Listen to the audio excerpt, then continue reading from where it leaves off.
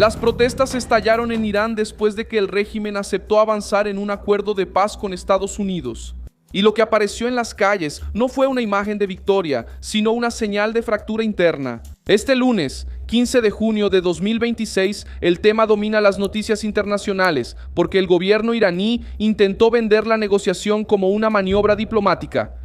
Pero la base más radical del propio régimen vio otra cosa: retroceso ante Trump, pérdida de control sobre el estrecho de Hormuz y miedo a una rendición política disfrazada de pausa. En Teherán y Mashhad, simpatizantes de línea dura salieron a las calles contra el canciller Abbas Araghchi y contra el presidente del parlamento, Mohammad Bagher Ghalibaf, acusando a ambos de abrir el camino para una concesión humillante. El acuerdo en discusión prevé la reapertura de Hormuz, alivio temporal de sanciones sobre el petróleo, negociación sobre activos congelados y límites para nuevas acciones en el programa nuclear. Mientras las partes discuten el acuerdo final en 60 días, para Trump, este movimiento le da a la Casa Blanca una victoria brutal. Obliga al régimen a sentarse, aceptar la presión y explicar a sus propios radicales por qué está negociando con el enemigo al que juraba enfrentar.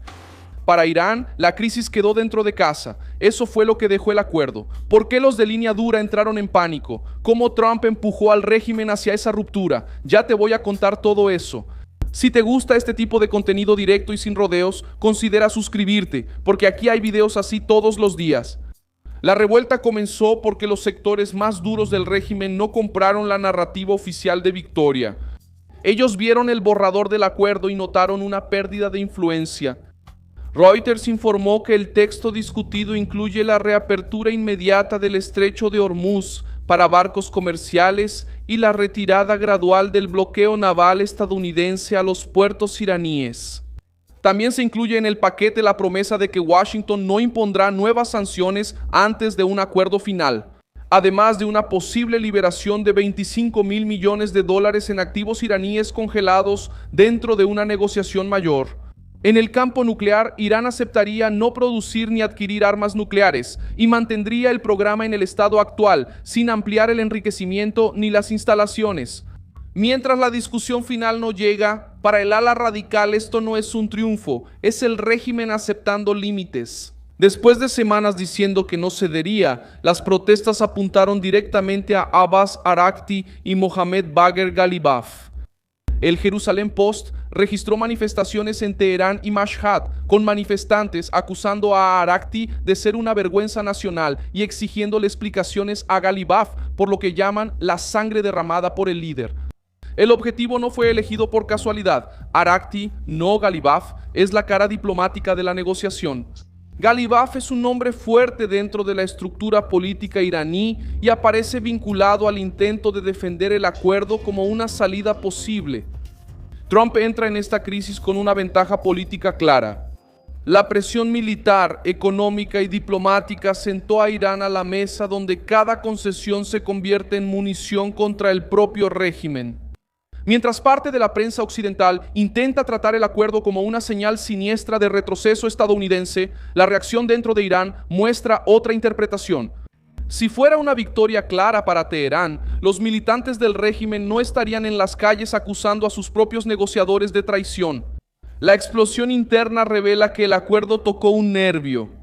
La negociación dejó de ser solo una conversación entre diplomáticos y se convirtió en una disputa por el control político de la República Islámica.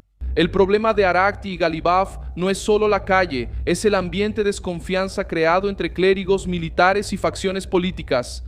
Las noticias que circulan señalan que el régimen tiene dificultades para convencer a sus propios aliados de que todavía tiene el control.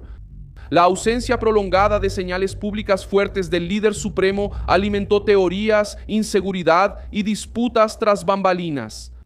En sistemas cerrados, cuando la cúpula no aparece con fuerza, cada facción intenta hablar en nombre de la supervivencia del régimen. Es ahí donde el acuerdo con Trump se convierte en combustible para la división militar y política. Un grupo quiere ganar tiempo, respirar y evitar una destrucción mayor. Otro grupo prefiere mantener el discurso de resistencia, aunque eso profundice el aislamiento y el desgaste. Teherán también vio escenas de enfrentamiento y presión policial contra grupos alineados al régimen, según relatos que circulan en videos y canales locales. La información central es que las fuerzas de seguridad tuvieron que contener justamente a sectores que normalmente sirven como base de apoyo del poder. Eso cambia el tono del caso. No se trata solo de oposición popular contra el gobierno. La crisis ahora aparece dentro del propio campo revolucionario. Cuando el régimen necesita controlar a sus propios militantes, la imagen de unidad se derrumba. Los medios iraníes y figuras vinculadas al régimen intentaron presentar el memorando como una pausa estratégica. La narrativa es que los 60 días servirían para negociar mejor, reorganizar capacidades e impedir un colapso inmediato. Pero esa explicación también implica un riesgo. Cuando el gobierno admite que necesita tiempo para recomponer fuerzas, confirma que la presión funcionó. Trump creó un escenario en el que Irán necesita elegir entre seguir recibiendo golpes en el campo diplomático y militar o aceptar un texto que sus radicales llaman rendición. Ninguna de las dos opciones es cómoda para Teherán. Israel también entra en esta ecuación como una pieza decisiva.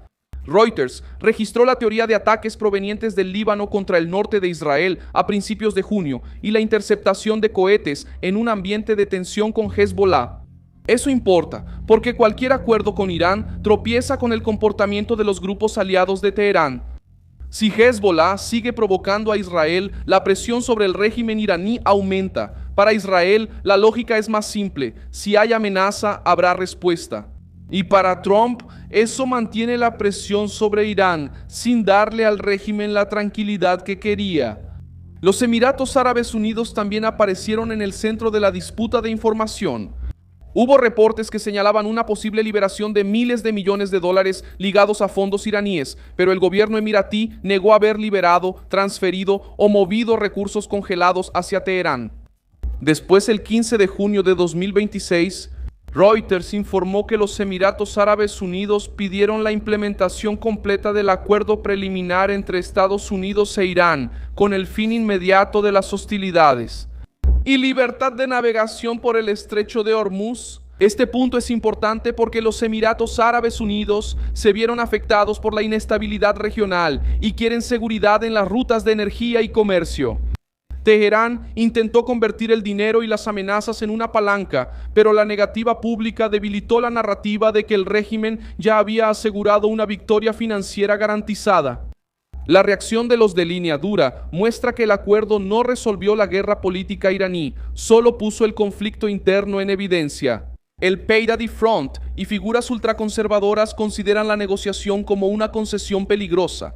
Aliados del gobierno responden que los críticos están usando versiones antiguas del texto o distorsionando puntos de la negociación. El resultado es un régimen hablando varios idiomas al mismo tiempo. Un grupo dice que ganó, otro dice que hubo traición y otro intenta convencer a la población de que todo aún será negociado. Ese ruido es exactamente el tipo de fisura que Donald Trump sabe aprovechar muy bien. El desgaste aumenta porque Irán construyó su propaganda sobre la idea de resistencia absoluta contra Estados Unidos.